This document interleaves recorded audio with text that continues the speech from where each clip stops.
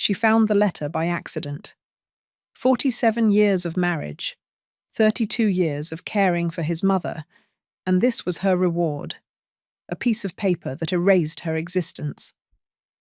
Martha's hands trembled as she read it again, the lawyer's formal tone doing nothing to soften the blow. In accordance with the final wishes of Elaine Harrington, the estate and all associated properties are to be transferred to her nephew, Richard Pembroke. Martha sank into her chair, the weight of betrayal crushing her chest. Richard, who had visited exactly 3 times in 20 years. Richard, who couldn't remember if his aunt took sugar in her tea. Richard, who had never once emptied a bedpan or administered medication at 3 in the morning. Martha had done it all.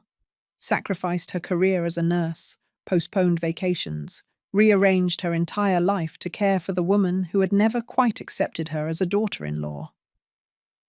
The house creaked around her, suddenly feeling like a stranger's home rather than the place where she had spent 3 decades of her life.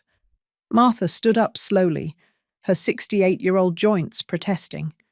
The letter fell from her fingers onto the polished oak floor, the same floor she had refinished by hand 5 years ago when Gerald insisted they couldn't afford professionals. She walked to the kitchen where breakfast dishes still sat in the sink.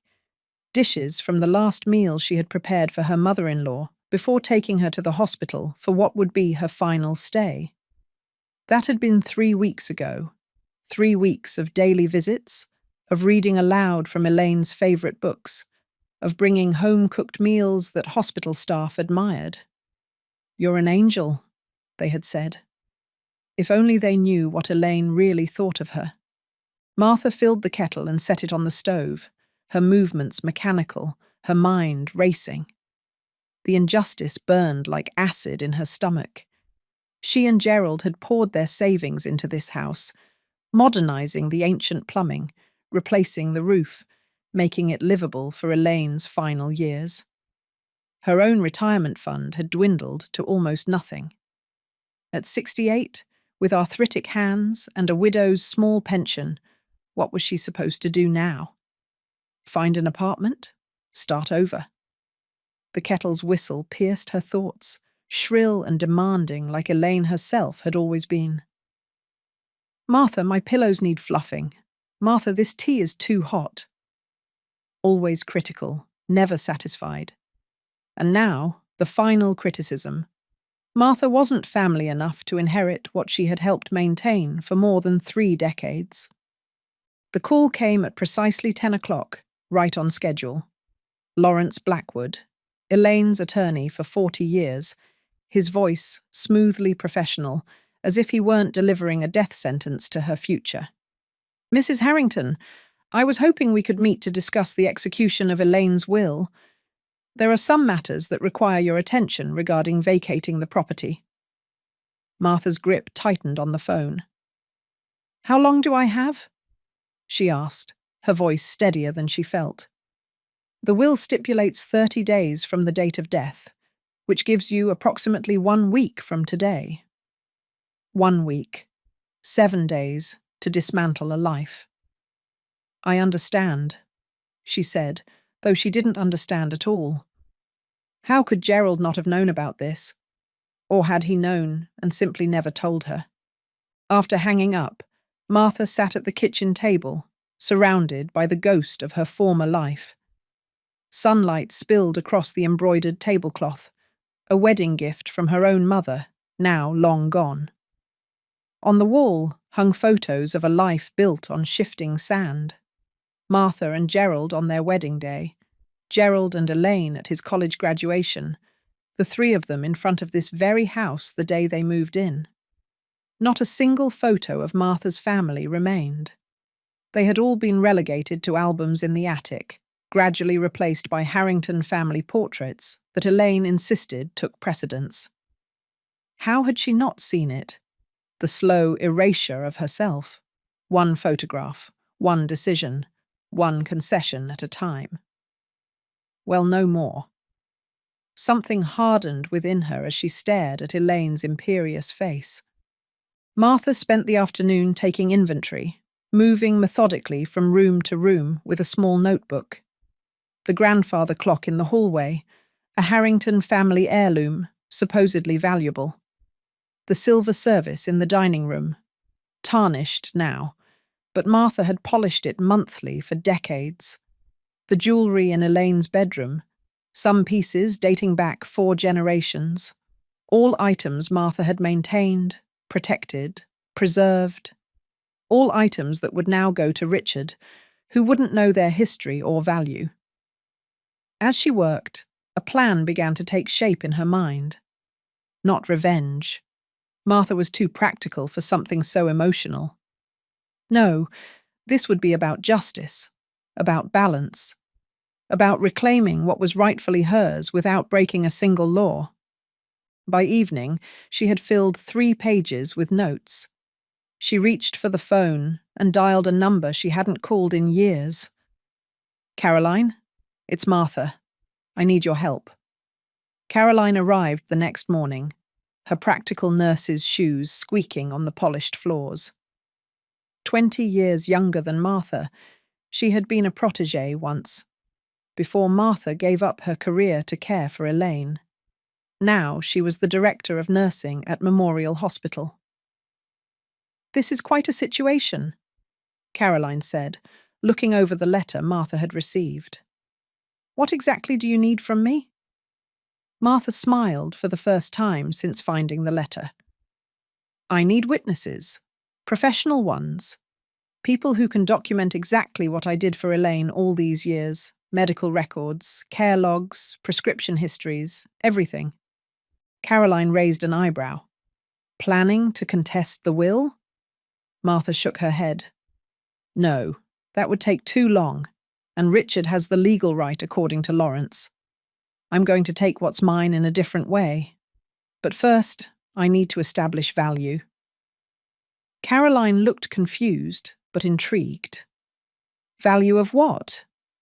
Martha gestured around them. "Of services rendered. 32 years of unpaid nursing care, at current market rates." The next call was to David Chen, an antiques appraiser Martha had consulted years ago when Elaine wanted to insure some of her precious collectibles. "I need everything in this house appraised. Not for insurance this time, but for accurate market value." David looked around, whistling softly. "That's a substantial job. May I ask why?" Martha showed him the letter. His expression shifted from professional neutrality to barely concealed outrage.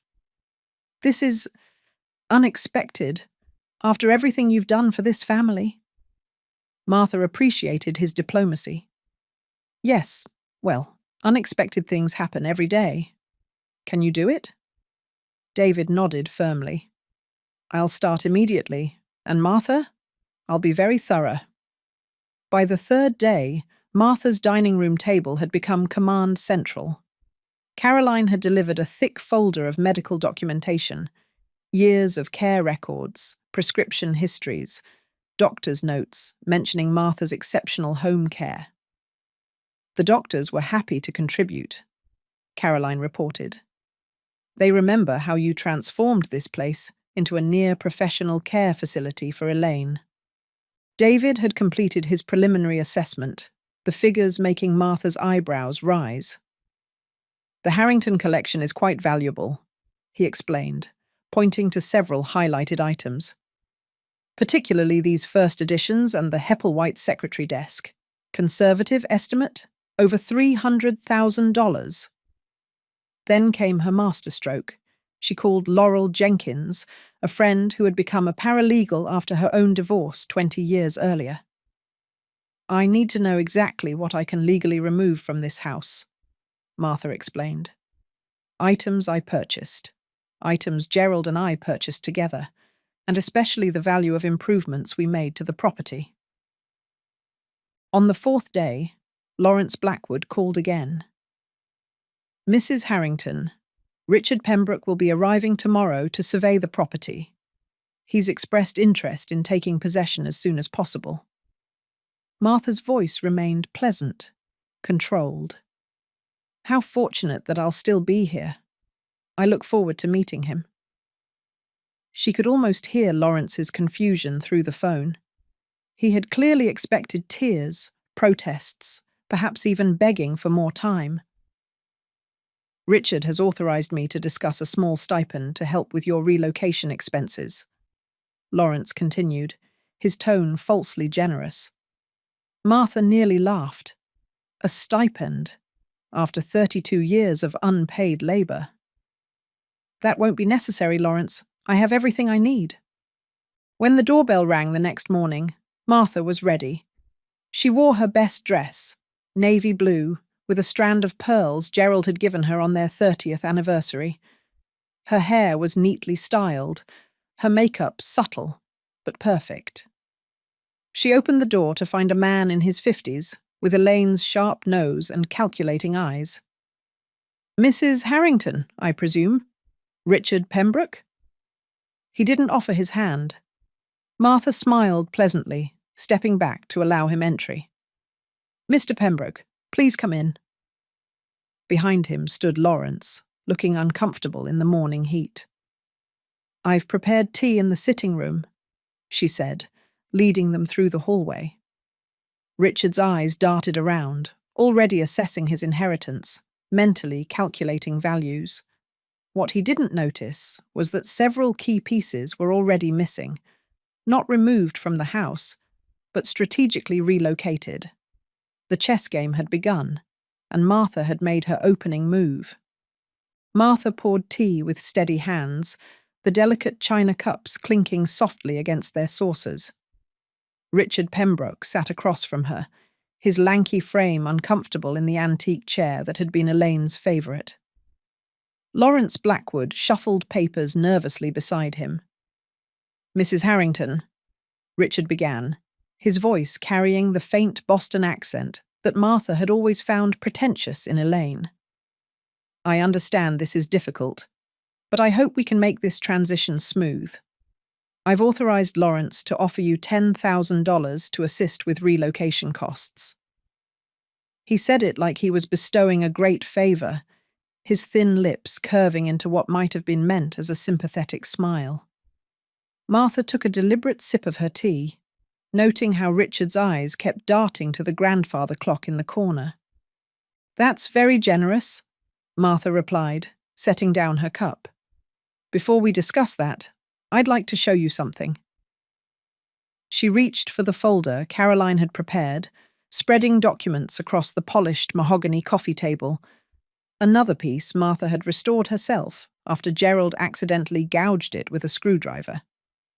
"This is a complete accounting of the nursing care I provided to Elaine over 32 years.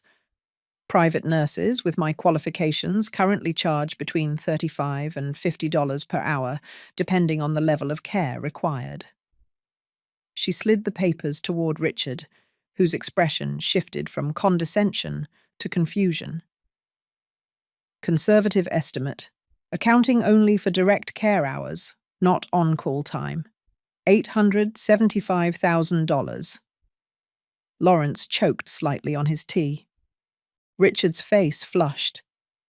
"What exactly are you suggesting, Mrs. Harrington? Elaine was family. You didn't expect to be paid for caring for family, did you?" The ice in Martha's smile could have frozen the summer heat outside. "I expected to be treated like family. Clearly I wasn't." She reached for the second folder. "This is an itemized list of capital improvements Gerald and I made to this property. New roof in 98, $27,000. Modernized plumbing in 02, $34,000. Accessibility renovations for Elaine's condition, $49,000. She tapped the paper with one perfectly manicured finger. "Total improvements, $162,000, not adjusted for inflation or increased property value. Here are the receipts." Lawrence cleared his throat. "Martha, while these figures are impressive, I'm not sure what you're hoping to accomplish. The will is quite clear." Martha nodded pleasantly. "Oh, I'm not contesting the will, Lawrence. I'm establishing accounts receivable. Richard's eyebrows drew together. Accounts receivable? Martha stood up, smoothing her dress. Follow me, please. She led them through the house, pointing out items as they went. This dining set was purchased by Gerald and me for our 20th anniversary. Mine. The painting in the hallway. A gift from my sister. Mine. The library renovation, adding built-in shelves for Elaine's books, paid for by us. The value of the improvement is mine, even if the books themselves are Harrington property. By the time they reached Elaine's bedroom, Richard's face had turned an unpleasant shade of purple. You can't possibly think you're entitled to all this, he sputtered. Martha smiled serenely. According to Laurel Jenkins, she's a paralegal specializing in estate law, I am entitled to remove any item I purchased, any joint purchase between Gerald and myself, and the reasonable value of improvements we made to the property. She opened the door to Elaine's room. The jewelry box on the dresser was conspicuously empty. The jewelry, of course, is Harrington property. I've catalogued every piece with photographs for the executor. It's currently in a safe deposit box at First National. For security purposes, you understand. Lawrence looked like he might faint. Martha, removing items from the estate without authorization, Martha cut him off. Is perfectly legal when those items belong to me, Lawrence. I'm not removing Harrington heirlooms. Those are all accounted for. She handed him another folder. Complete inventory, with photographs and provenance documentation. You'll find everything listed is exactly where it should be. Richard's eyes narrowed. Where's the silver service? The first edition books? The secretary desk? Martha's smile didn't waver. In secure storage. They're quite valuable, after all. Nearly $300,000, according to a certified appraiser. I couldn't risk anything happening to them before the estate is settled. Richard's voice rose. You had no right. Those are Harrington family treasures. Martha nodded agreeably.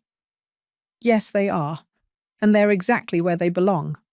With the Harrington estate, I haven't taken a single item that isn't legally mine. She led them back to the sitting room, where 3 more folders waited on the table.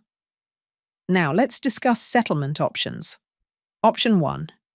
You can reimburse me for 32 years of professional nursing care and the capital improvements to the property. That would be approximately $1,037,000. She opened the second folder. Option 2. I retain ownership of items Gerald and I purchased together, plus fair market compensation for the improvements, reducing your payment to approximately $600,000. Lawrence was shaking his head.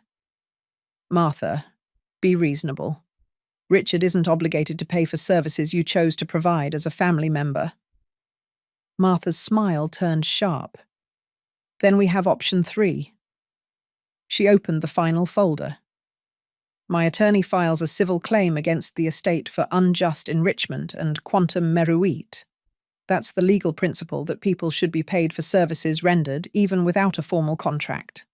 The case would likely take years to resolve, during which time all assets would be frozen. No house sale, no access to investments, no distribution of property. She paused, letting the implications sink in. And of course, there would be publicity. I wonder how the Boston Globe would frame the story. This is blackmail, Richard hissed. Martha's expression remained pleasant. This is negotiation, Mr. Pembroke. Blackmail involves threatening to reveal damaging information. I'm simply outlining the value of my contribution to your inheritance and the legal avenues available to me. She turned to Lawrence. The Harrington name means a great deal to this family. Imagine the headlines. Wealthy Boston family evicts elderly caregiver after decades of service. Not quite the legacy Elaine would want, I imagine. Lawrence paled visibly. Richard jumped to his feet. This is ridiculous. I'm not paying you $1 million for doing what any decent wife would do. Martha didn't flinch. Then make a counteroffer, Mr. Pembroke. That's how negotiation works. Lawrence placed a restraining hand on Richard's arm. Perhaps we should take some time to review these documents, he suggested, his voice strained. Martha nodded graciously. Of course. I've scheduled a meeting with my attorney for Monday morning at 10. I'm sure we can reach an agreement before then. She stood, signaling the end of their discussion. The tea set we've been using was a wedding gift from my parents. I'm rather attached to it. Richard stared at her, suddenly seeing the steel beneath the pleasant exterior. This wasn't the grieving widow they had expected to manipulate. This was a woman who had spent decades managing a difficult patient while maintaining her dignity. A woman who had kept meticulous records and who knew exactly what she was worth.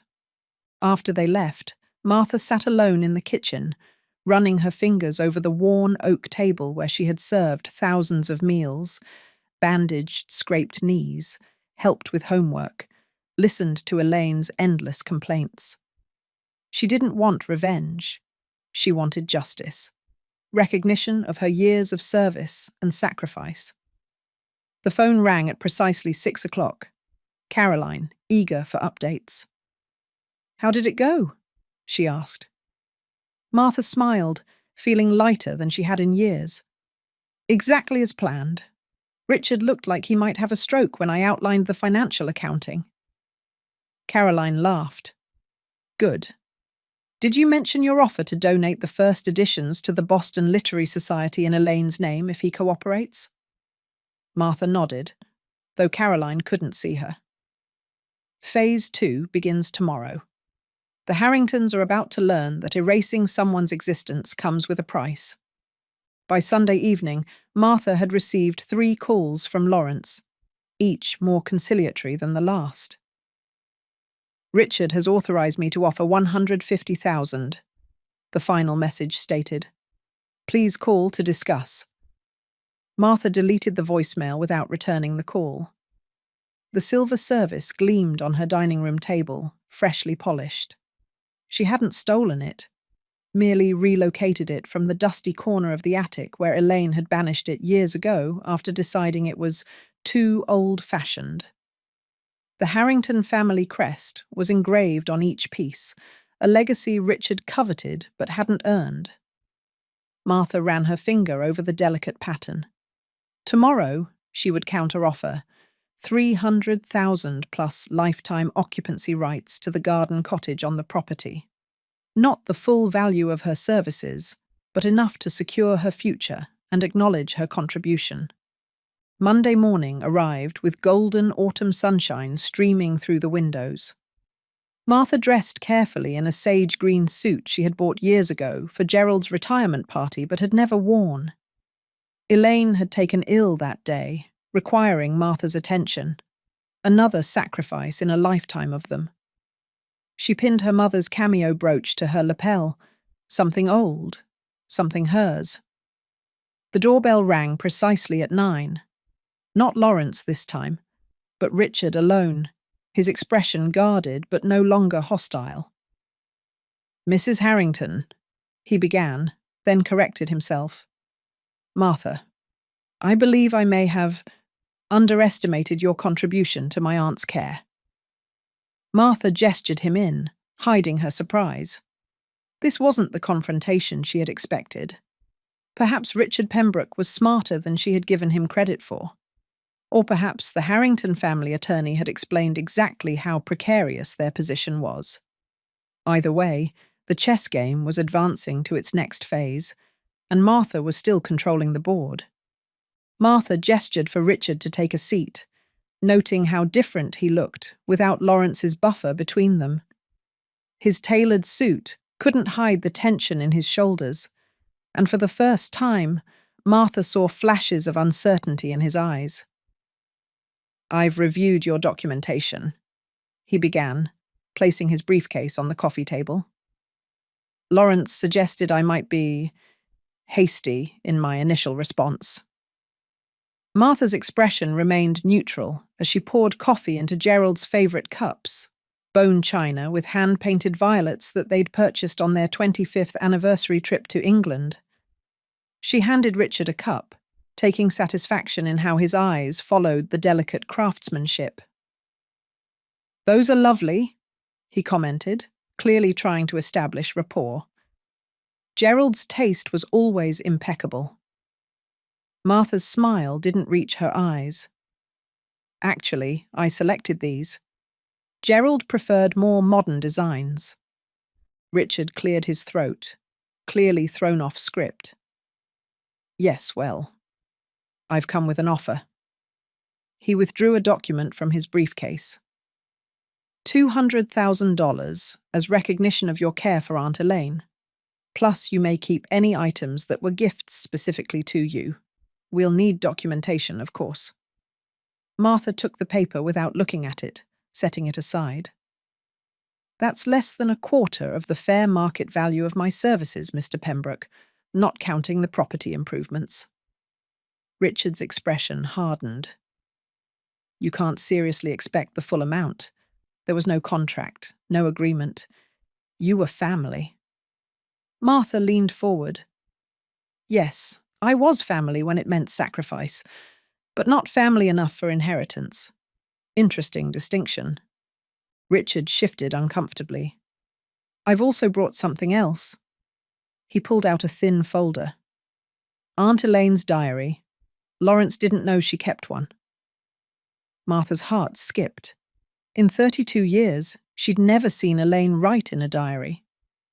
Richard opened it to a marked page. "She writes about your care here. Martha means well, but her nursing lacks the professional touch.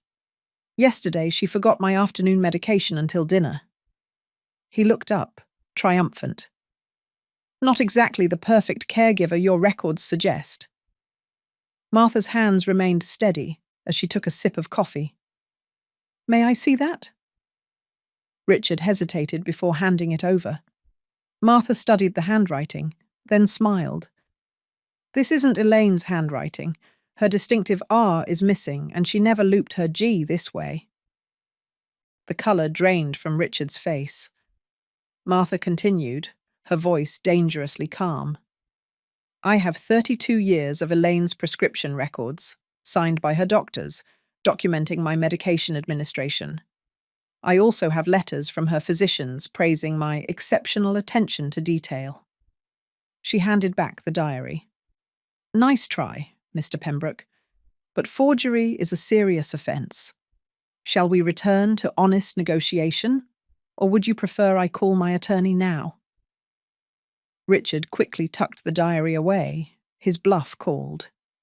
"You have to understand my position," he said, desperation creeping into his voice. "The Harrington estate isn't as liquid as you might think. Most of the value is in the house and collectibles." Martha nodded. "Which brings me to my counteroffer." Martha handed Richard her own document.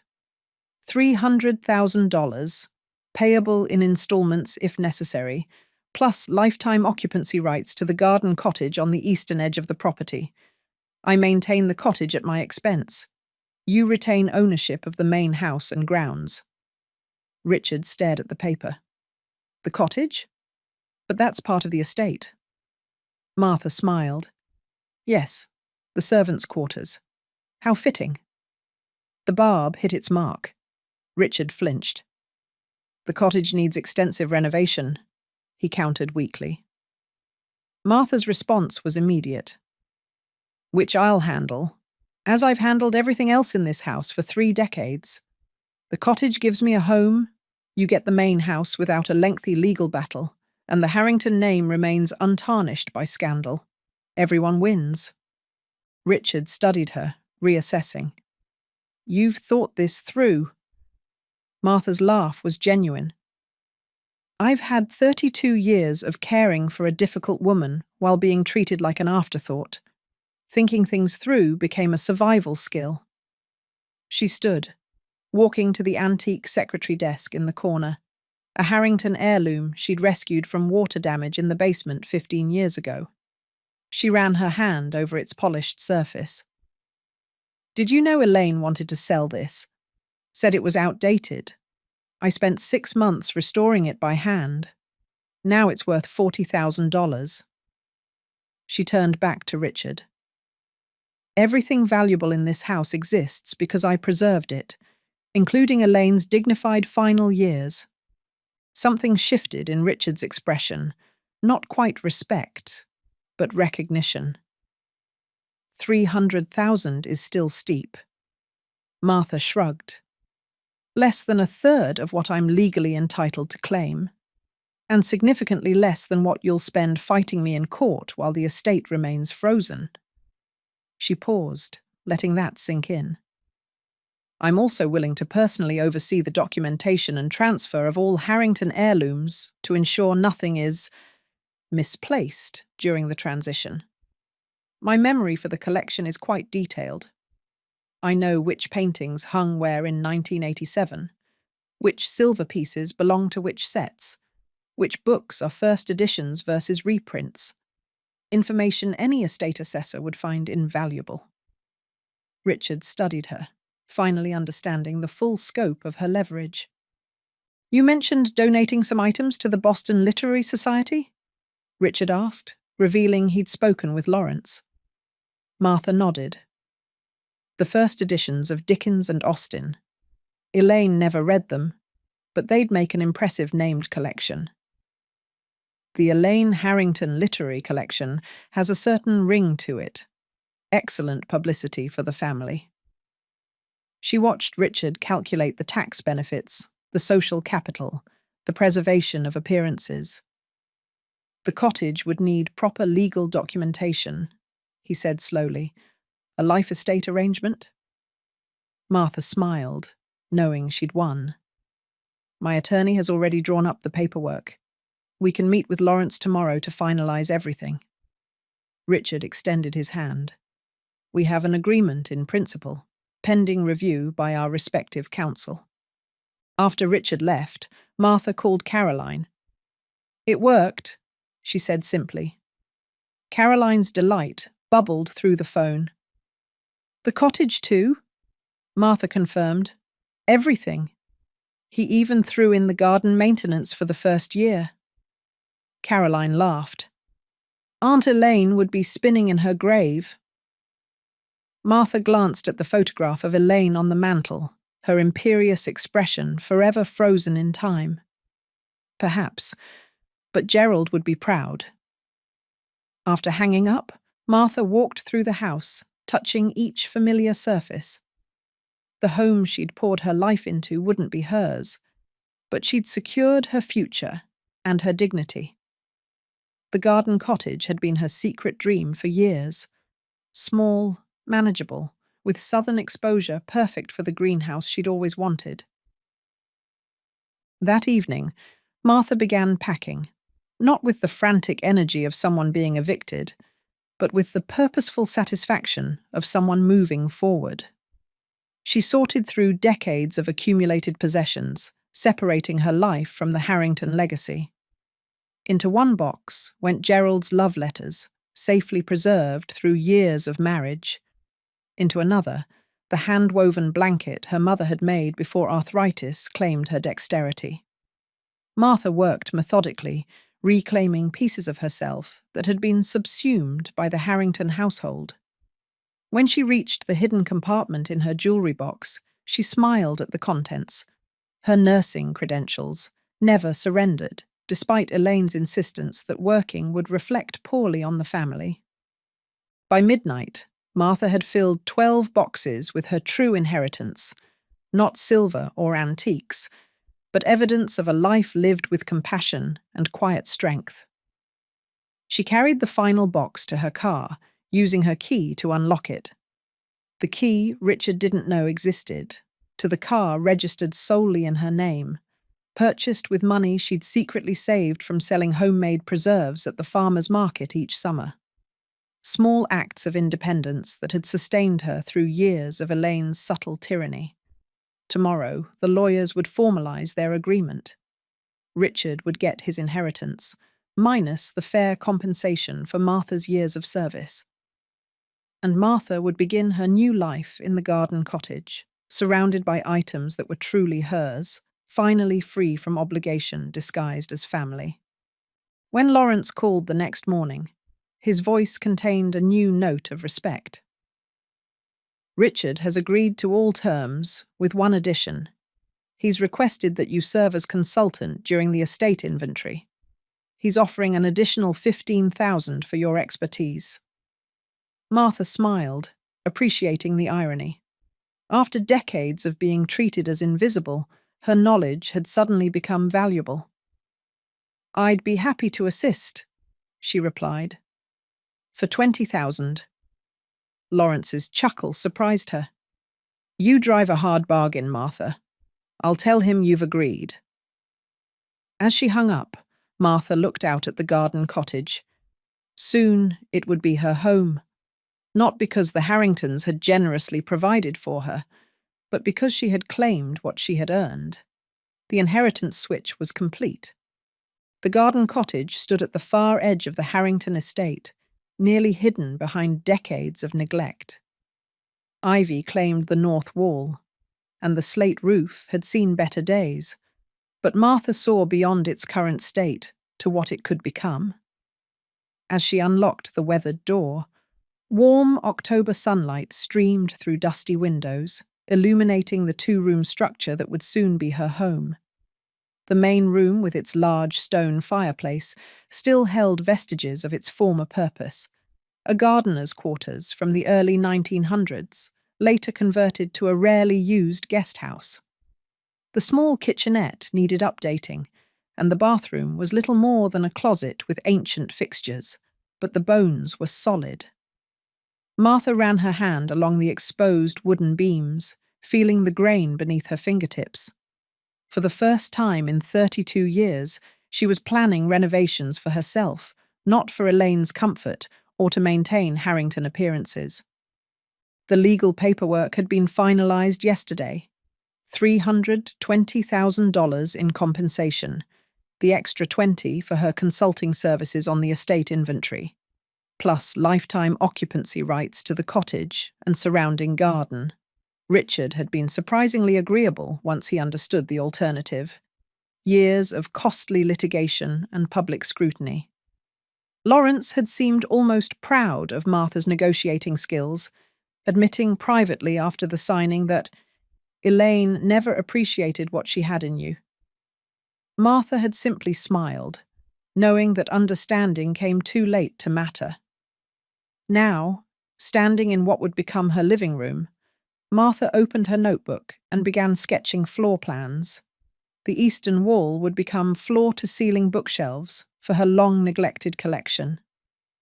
The southern exposure was perfect for the reading nook she'd always wanted.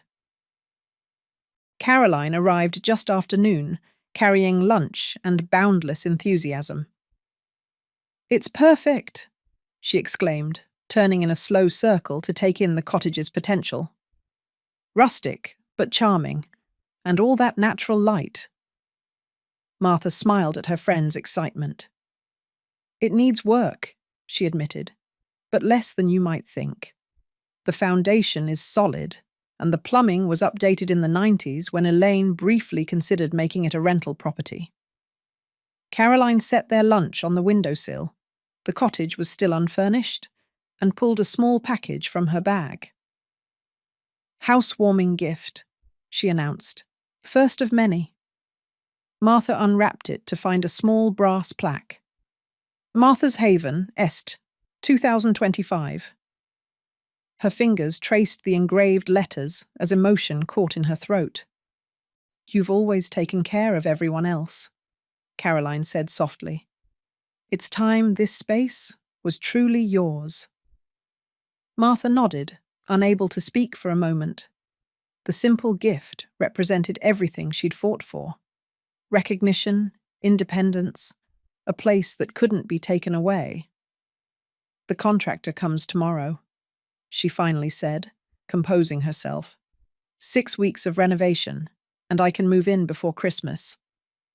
Caroline raised an eyebrow. 6 weeks? That's ambitious. Martha laughed. I've managed Elaine Harrington for 32 years. A small cottage renovation is child's play in comparison. They ate by the window, planning details of the transformation. Warm oak floors to replace the worn linoleum, butcher block countertops instead of laminate. A clawfoot tub Martha had always coveted, but Elaine had dismissed as too bohemian. That evening, Martha returned to the main house to find Richard in the library, cataloguing books with white-gloved hands. Their relationship had evolved into something resembling mutual respect. "Find anything interesting?" she asked, pausing in the doorway. Richard looked up, adjusting his reading glasses. "First edition Thoreau, signed. Apparently worth a small fortune." Martha nodded. "Gerald's grandfather collected them. Second shelf from the top. There should be a Whitman in similar condition." Richard located it with her guidance. "You truly do know every inch of this house," he remarked. Martha chose her words carefully. "I preserved what was important to the Harringtons, even when they didn't recognize its value." Richard had the grace to look uncomfortable. "The contractors are confirmed for your cottage. I took the liberty of having the roof assessed. It needs complete replacement." Martha waited, sensing there was more. Richard cleared his throat. "I've authorized the additional expense. Consider it a gesture of good faith." Martha studied him, surprised by this unexpected generosity. "Thank you," she said simply. Richard returned to his cataloguing, but added, "Aunt Elaine wasn't always fair to those who cared for her. I'm beginning to understand that." Martha didn't respond. She had no interest in posthumously rehabilitating Elaine's character or absolving Richard of his initial callousness. Instead, she went upstairs to continue packing her personal belongings, leaving Richard to discover for himself the true value of what the Harringtons had nearly thrown away. Not just antiques and first editions, but the institutional knowledge Martha had accumulated over decades of patient stewardship. The renovation began with surprising efficiency. Martha had chosen her contractors carefully, not the high-end firm Richard recommended, but skilled local craftspeople she'd known for years. Miguel, who had repaired the main house's plumbing countless times, brought his son to help renovate the cottage's bathroom. Sarah, whose cabinetry had transformed Elaine's outdated kitchen 10 years ago, designed simple, beautiful storage solutions for the cottage's small spaces. When Richard questioned her choices, Martha simply smiled. "I want people who care about their work, not their profit margins." The transformation proceeded rapidly, each day bringing new progress. Martha visited every evening after spending her days helping inventory the main house, her expertise proving invaluable as Richard discovered just how little he knew about his own family's possessions. 3 weeks into the renovation, Martha received an unexpected call from Lawrence. "There's been a development," he said, his voice carefully neutral. "Richard has decided to sell the main property. A developer is interested in the land." Martha felt a momentary panic. "The cottage?" Lawrence quickly reassured her. "Your agreement is ironclad. The cottage and surrounding garden remain yours for life, regardless of who owns the main property." Martha relaxed slightly. "Why the sudden decision?" Lawrence hesitated. "The estate taxes are substantial, and Richard's primary residence remains in Boston. He has no interest in maintaining such a large property." After hanging up, Martha stood by the cottage's newly installed windows, watching the sunset paint the garden in amber light. The Harrington legacy was changing, pieces being sold off, but her place was secure. That weekend, Martha visited a garden centre, selecting plants for spring planting: lavender, rosemary, sturdy perennials that would thrive with minimal attention. She had spent too many years tending Elaine's demanding, showy blooms that required constant care. Now she chose plants that would endure, that would return year after year with resilient beauty. The garden centre owner, recognizing her from her regular visits during Elaine's days, seemed surprised by her selections. "No roses this time, Mrs. Harrington?" Martha smiled. "Not Harrington. Just Martha now. And no roses. I'm planting for myself these days." The simple statement felt revolutionary, an assertion of identity she had subsumed for decades beneath Elaine's demanding presence and the weight of Harrington expectations. When the cottage floor was being installed, warm oak planks that caught the light like honey, Richard appeared unexpectedly. Martha watched as he surveyed the transformation, noting how different the space looked from the neglected structure it had been just weeks ago. "It's coming along well," he commented, genuine admiration in his voice. "Your contractors move quickly." Martha nodded, running her hand along the newly plastered wall. "When you know exactly what you want, decisions come easily." Richard seemed to wrestle with something before speaking again. "I've been offered $7.2 million for the main property. The developers want to build luxury condominiums." Martha kept her expression neutral, though the news sent a pang through her heart. The estate had been her home for so long. "And the cottage?" Richard seemed almost offended. "Remains exactly as agreed. I've made that explicitly clear to the buyers." Martha studied him, seeing for the first time how the past weeks had aged him. The stress of managing the estate, the weight of decisions, the constant reminder of what he had nearly lost through his initial arrogance.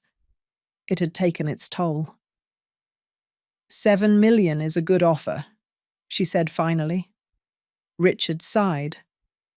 "The taxes alone will take nearly half, and there are other complications. Turns out Aunt Elaine wasn't as financially prudent as everyone believed." Martha wasn't surprised. She had seen the credit card bills, the unnecessary purchases, the vanity investments in friends' failing businesses. Elaine had maintained appearances at all costs, even when the foundation was crumbling. Richard glanced around the cottage again. "You've created something rather special here. Something honest." Coming from him, it was perhaps the highest compliment Martha could have received. By the 6th week, the cottage transformation was nearly complete. The bathroom gleamed with subway tile and a vintage-inspired clawfoot tub. The kitchenette featured open shelving and butcher block counters that Martha had finished herself. The main room was anchored by the restored stone fireplace, and the floor-to-ceiling bookshelves now filled with Martha's own collection. Novels, nursing references, gardening guides, all the books that had sustained her through decades of caring for others.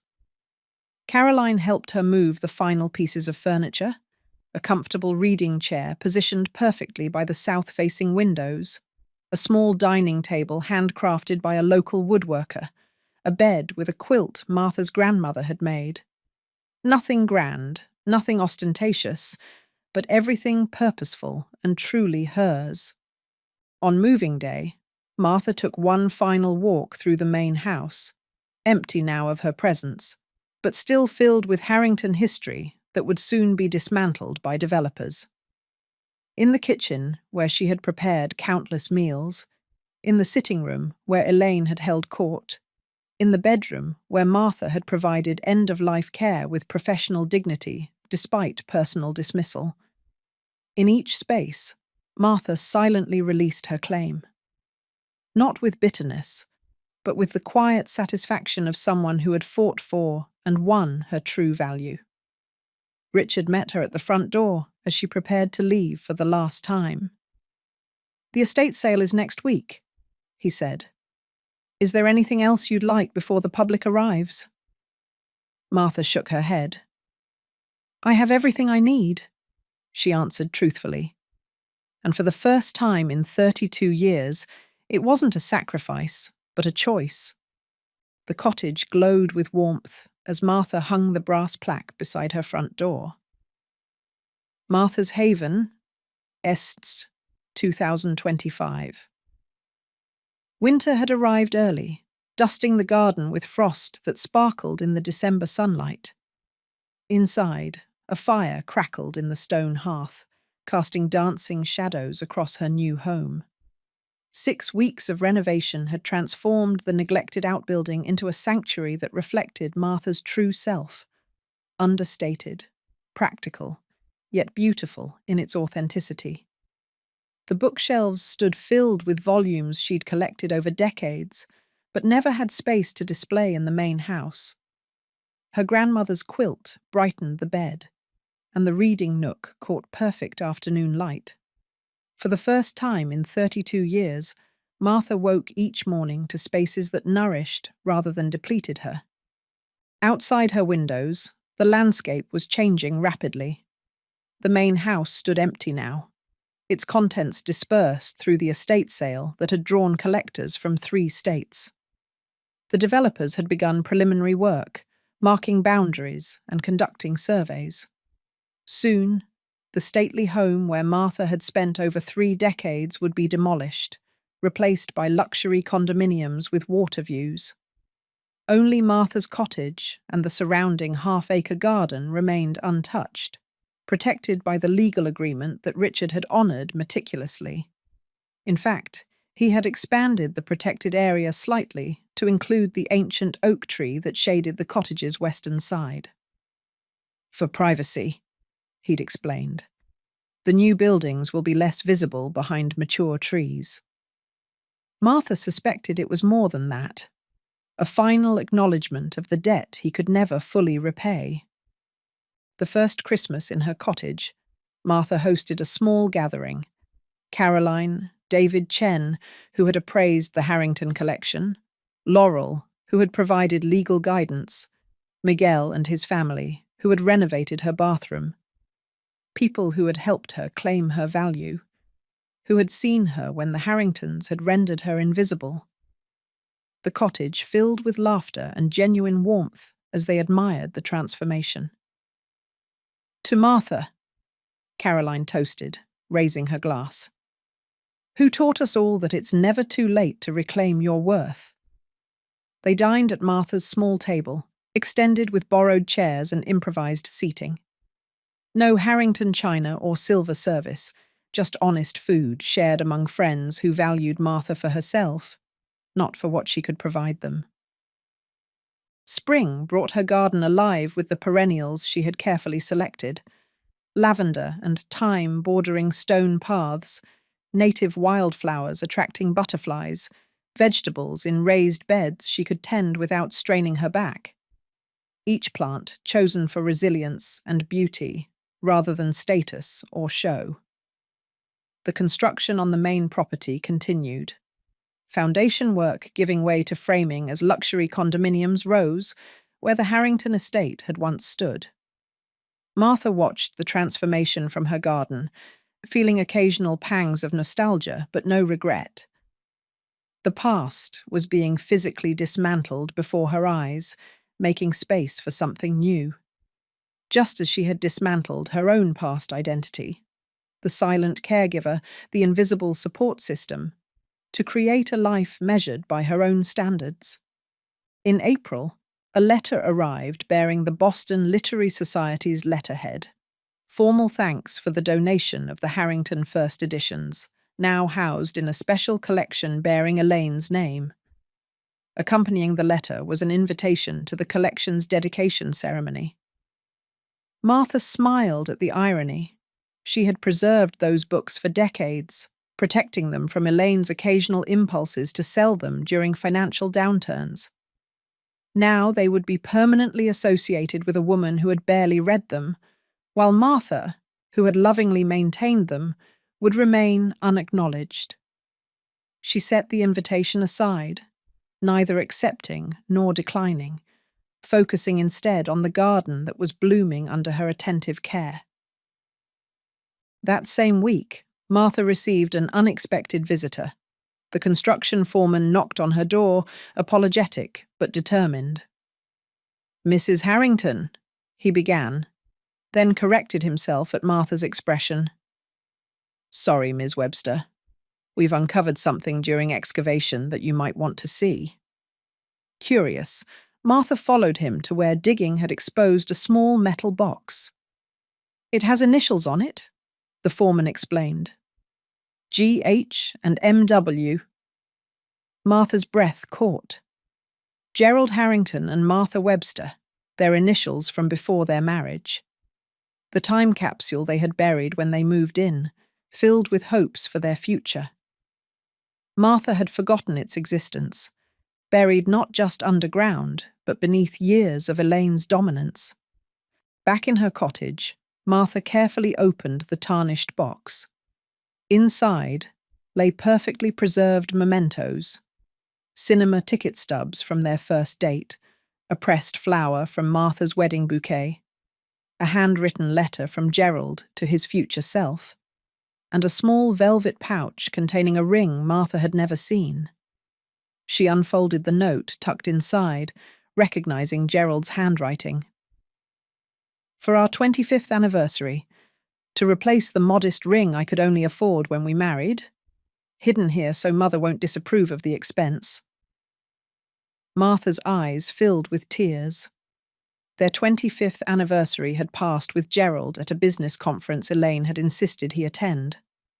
The ring, a beautiful sapphire surrounded by small diamonds, had remained buried, waiting for a celebration that never happened. Summer brought completion of the first condominium building. New residents began moving in, young professionals, affluent retirees, families drawn by water views and luxury amenities. Martha watched them from her garden, curious about these newcomers to what had once been Harrington land. To her surprise, rather than treating her cottage as an anachronism, many stopped to admire her thriving garden, to comment on the cottage's charming renovation. One young couple with a toddler became regular visitors, the mother confessing she found Martha's peaceful garden a sanctuary from the pressures of her high-powered career. "There's something special here," she told Martha, "like it has a history of being cared for." Martha smiled, knowing that care had finally circled back to include herself. In September, Martha received another unexpected letter, this one from Richard Pembroke. "The Boston property has sold," he wrote, "far above market value. I've enclosed something that may interest you." The accompanying document was a trust agreement establishing the Martha Webster Nursing Scholarship at the local community college, endowed with $100,000. For women returning to healthcare careers after family obligations, the criteria specified. Martha read it twice, amazed by this gesture from a man who had initially tried to evict her without compensation. The note continued. "Aunt Elaine's papers revealed you had once been accepted to the nurse practitioner program before setting aside your career to care for her."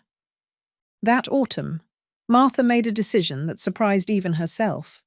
She applied to a part-time nursing refresher course at the very community college, now offering her namesake scholarship. At 69, she had no illusions about resuming a full career, but the local hospice needed volunteer support, and Martha's experience with end-of-life care was valuable. Her first day back in Scrubs felt both foreign and familiar, like returning to a language temporarily forgotten, but still inscribed in muscle memory. This time, however, Martha established boundaries from the beginning. 4 hours weekly, no more. The rest of her time remained her own, devoted to her garden, her reading, the quiet rhythms of a life reclaimed. In December, 1 year after moving into her cottage, Martha finally attended the dedication ceremony for the Elaine Harrington literary collection. She wore a simple but elegant dress, Gerald's sapphire ring catching the light as she accepted a glass of champagne at the reception. Richard spotted her, making his way through the crowd with obvious surprise. Martha, I didn't expect to see you here. She smiled, serene in her confidence. I preserved those books for 32 years. I wanted to see them in their new home. Richard nodded, understanding the complex layers in her statement. The collection has been well received. The curator was impressed by their condition. Martha sipped her champagne. I always took care of valuable things. The double meaning wasn't lost on Richard, whose expression softened with something approaching genuine remorse. The final page of Elaine's diary had been among the papers Martha found when clearing the main house. She had kept it, reading it only after moving into her cottage. Martha remains devoted despite everything, Elaine had written in shaky handwriting during her final days. I wonder sometimes if I've been fair to her. Too late to change the past, I suppose. Martha had closed the diary without anger, recognizing the limited self-awareness of a woman who had never learned to see beyond her own needs. The diary now sat on Martha's bookshelf, alongside nursing textbooks and beloved novels, not as a reminder of injustice, but as confirmation of how far she had come. The true inheritance switch had never been about property or money. It had been about Martha finally inheriting her own life, claiming ownership of her time, her space, her future. And that inheritance would never be taken away.